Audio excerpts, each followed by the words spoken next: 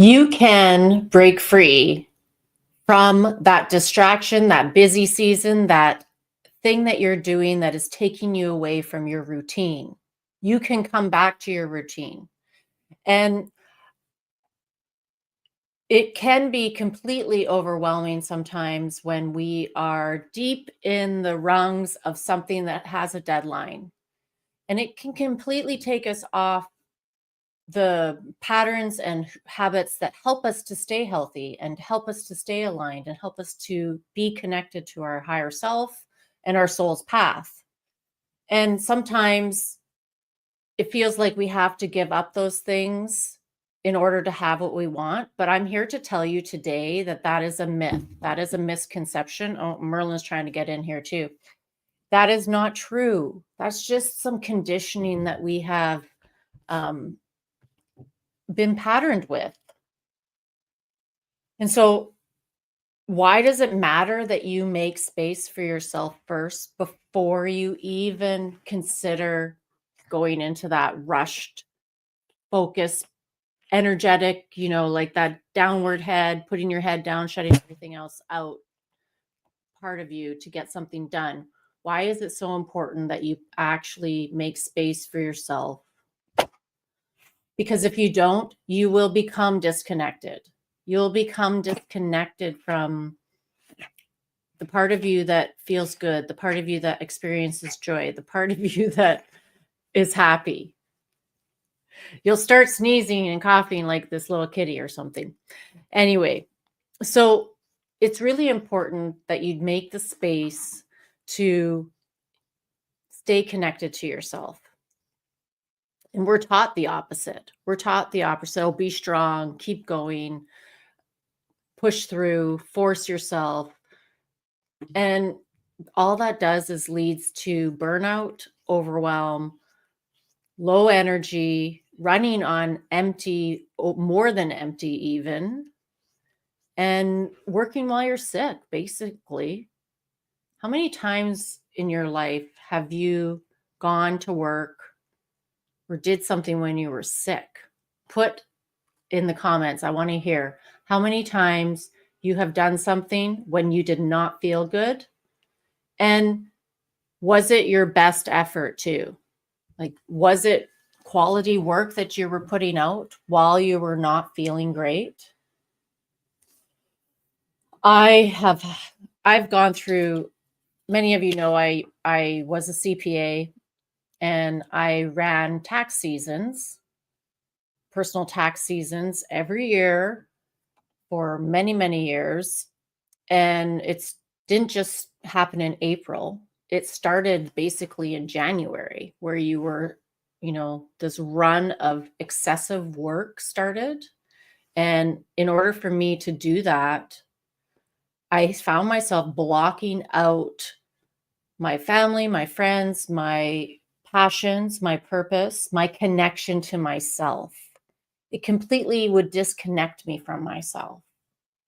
I found myself like spiritually offside. And when you're in accounting, you don't want anything offside. You want balance. So I like to think of, this career in accounting as a mathematical formula for balance. But it does the opposite to anybody who works in it. And it's not the only career that does that. Doctors are experiencing this. Lawyers are experiencing this. Entrepreneurs who have the power to take control of their time even do it to themselves. Even today, I'm doing an event, my very first all-day event, live, streaming it to my YouTube channel next Tuesday. And I have been really focused and really head down, putting effort towards it that is necessary. It's aligned action. But I have had to be very conscious of my neck starting to burn, that habit that I would have when I was doing the accounting of putting my head down, stressing as I'm straining on the computer. And just before this episode, I didn't get a good night's sleep, and I have another podcast I'm doing later today, and I was in something this morning, and I had time. I had time to do a little reset, a recharge, a reconnection with myself for 20 minutes so that I could, fill back up with life force, be energized, be available and present to be here right now with all of you. How many of you noticing even more and more during the days, during this time, like right in this present moment, like in this month, where you've had to take more time to rest and recharge so that you could accomplish the results you actually desired? How many of you have taken the time to rest and recover, and how many have like pushed it aside and felt worn out? I'd like to know if you've done both, or if you are listening to yourself. Because there's costs to sacrificing for deadlines. There's costs to your body, there's cost to your mental health, there's cost to your emotional well-being, and to your balance, to your alignment, to your frequency. And so as we're navigating in this changing world, which is like throwing every curveball at us that is possible, if we keep focused on all of those curveballs that are going on outside in the outer environment, and we don't take this time to like really come inside ourselves and look for what is important for us, we can get thrown off ourselves so quickly, so quickly. And it's important to notice that, to stay aware that you are the most important person, and that your relationship with your connection with yourself is the most important connection. Because when you have that connected, it's kind of like two plugs with electricity running into them. When you're connected to your full power, and someone at a summit yesterday, her name was Maureen, she called it whole power. I like to call it soul power. When you're connected to your whole power or your soul power or your power, however you want to call it, you're powerful. But it is so easy to become disconnected from ourselves and to like stop that connection, that flow and alignment of your head, your heart, your body, your energy, your groundedness. It's when we distract ourselves with things that aren't even for us. One time I was listening to the shaman in Peru talk about drama and other people's drama. And he gave a very good way of dealing with it. And so he was explaining, he was seeing a couple fighting, in the street, arguing in the street. And it was their normal habit. It was their regular routine to constantly be nitpicking and arguing with each other. And his way of dealing with it, and his suggestion or recommendation for us to start implementing this little practice was, that's not for me. That's not for me. And then just, recognizing, acknowledging that drama isn't for me. It's like you're telling yourself, I'm not engaging in that. I'm not judging them or whatever. It's just not for me. And I don't want to interfere with my alignment. And we can do that more and more often nowadays, especially if you find yourself, paying attention to disturbing news or upsetting information or things that you have no control over, except, in the long run, taking care of yourself. You have control over that. But when you're, faced with those outer situations, you can just tell yourself, that's not for me. That's not for me. And, that's a simple way of doing it, and how I really like to do it. And what has really helped me. So back when I was an accountant, tax season, robbed me of Easter vacation. We had to work every Good Friday, and then we took it off in a May or something like that. But it just wasn't the same because no one else had the day off as well at the same time. So we gave up we give up, anyone who's in the accounting field right now is giving up a lot in order to do tax returns. So thank you to all the accountants out there. You're doing, work that is required and that we must all do according to the government. And, according to this old system and pattern system that is, cramming so much work within a very small period of time when it could be reorganized, it could be structured so that maybe it was alphabetical. You filed your name in a certain month, your tax return in a certain month. I'm not sure why the government hasn't figured that out yet, but I'll just put it out there.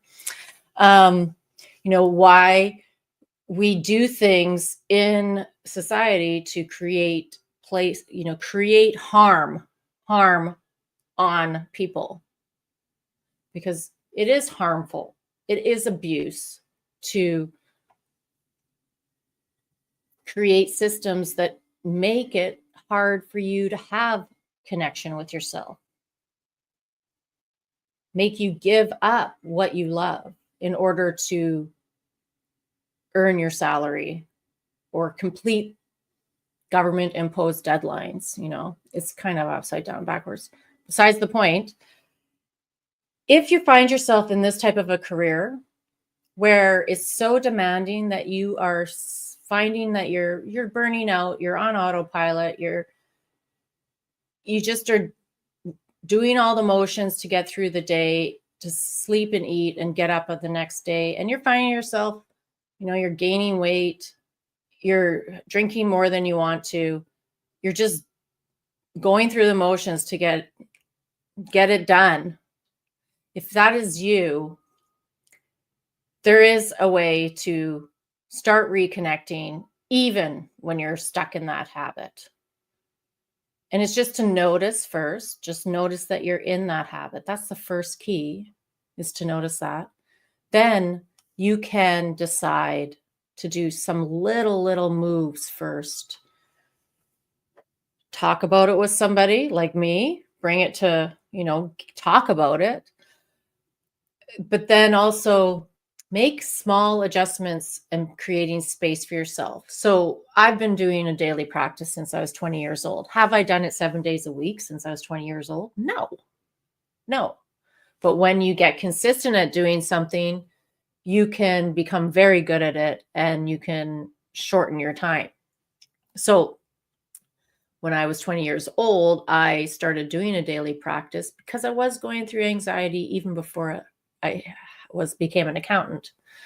So when I did that when I was 20, I went really in deep. I, found that it was doing what I needed it to do to help me connect with myself, get clarity, become more confident, clear anxiety, clear feeling grief and suffering. So then when I was in accounting, I found myself, all of a sudden I'd let go of my routine to put my head down to do tax returns. And I'd be spiritually empty, no inspiration, no creativity, no joy or happiness filling me up. It would just be boredom and repeat returns. Even though, I like the clients and everything, it wears on you. It wears on you. And so what I would do was I would remember, and I would get up early and do 20 minutes, do 30 minutes at my altar, at my practice space, which I made beautiful. I do have it all beautiful. Like, it's a sacred space for me. And it is a contained environment where I sit and I connect with myself. And so I have different ways that I do that. And I have a way that I'm teaching other people how to get started as well and hold space for them. Because it's not easy. It's not easy to start a practice on your own. It's actually extremely difficult because you can decide not to get up in the morning and do it. But when you do, miraculous things can happen and change in very short periods of time. And you can reconnect with yourself. You can reconnect with that part of yourself that is joyful, that is happy, that wants fulfillment. And when you reconnect, it creates space. It opens up some space inside of you for that joy and happiness and fulfillment and imagination and ideas to flood in. And it clears out that anxiety, that stress, that burnout, that overwhelm that is taking up the space, keeping out the joy, keeping out the inspiration, keeping out the creativity. And so if you just give yourself the chance by getting up a little bit earlier and taking some time to reconnect with yourself, miraculous things can happen. And so what I've become very good at is leading other people and holding the space for them that is a powerful, potent container so that they can access the results of making more space within quicker than if they were to do it by themselves. And so how I did this was I did 30, I've done the deep, long path of meditation, of practices, of, all the work that I've ever done in shamanism and mysticism and ancient training and practices. That has all added to me being able to hold space for other people to transform and to heal and to achieve the results they want, the happiness, the joy, and the fulfillment, the connection. And so because I can hold that space for you, you can easily drop in and reconnect. And the earth is one of the powerhouses that we connect to. And she has guided me to do this for people. And she is actually running the whole show. She is the one you're connecting to, and I'm guiding you through her wisdom back to your connection, back to your alignment with your heart, with your purpose, with your power, with your prosperity, with that innate wisdom that is inside of you that knows the way. And it brings you down, drops you down into your body instead of out and up out of your head, where all the stress and anxiety and burnout and autopilot are flying. And so it gives you a perspective of what's important. And it actually sets you up in a more powerful position to go into that busy, deadline-induced day that you have and be the eye in the storm, to be calm, to be more productive, to actually have more time. That's how powerful being connected to yourself is. And so I noticed this when I was back in tax seasons, that if I did my daily practice, even in this overwhelming, deadline-induced, stressed atmosphere and environment, I could manage way better. I could get way more work done. I was way more productive. And I was happier. And I wasn't working the same amount of overtime that I would have to if I didn't do it. So I just noticed that. And it was like, well, it's worth it for me to get up early and do this for myself. And I hope it's worth it for you to do that too. And so that's something you have to decide, is like, in order to connect deeper with yourself and to grow more powerful in your purpose, in your work, and align with yourself and be connected to yourself, you have to make space and time for yourself. You have to want to have the space for happiness and joy and fulfillment to come in. And you have to want to let go of the stress and the anxiety and the autopilot. You first have to decide that. And so I decided that, and it brought me to leaving that career because it was just a lot of work to have to keep going into that stressful state, to like tune myself up to go there, when I prefer to tune myself up into a really happy place constantly, where I'm of service and where I'm in joy with my purpose. It was just accounting that was that stepping stone to get me to this place here now, and to create all the, it was one of the ways that I created the contrasts and learned about how to teach other people and to relate to what you're going through as well. And as entrepreneur now, I have to keep watch on myself. And I know that when I'm doing my practice, my entrepreneurship, my business is thriving. I'm excited and happy and joyful while I'm creating and while I'm serving. And it brings me more energy, more life force in my body. So I'd like to invite you to next Tuesday's Earth Day celebration. Because the earth is part of this practice that I teach, I've named it Earth Force Activation. And it's been guiding me to have an Earth Day event for multiple years, and I'm finally doing it this year. So it's on April 22nd, and it's streaming live, streamathon style, kind of like your old days telethon that you used to watch on TV. We're streaming live on my YouTube channel. And so all you have to do to come and to watch is to subscribe to my YouTube channel and click on the notify me button, and you'll get notified when we start. And you can come in and out, and you can be like, have it on in the background while you're working. But during the streamathon, I'm having live guest stars, some hip hop artists, some sound bath, healing practitioners, some transformational coaches. Merlin's going to be there, and we're going to go all day, and we're going to bless the earth. We're going to do some shamanic blessings and healings, and we're going to do some practices, meditation practices to help you connect. And that connection is going to be an offering to the earth, because that's what she really wants from us. She wants our connection. When we're connected to ourselves, we can connect with others, and that includes connecting with the earth. And it just makes her so happy. And she just fills us up with life force because of it. So I'd love to see you there. I will put the links to subscribe to my YouTube channel in the comments on the streaming platform you're watching this on. So have an amazing day.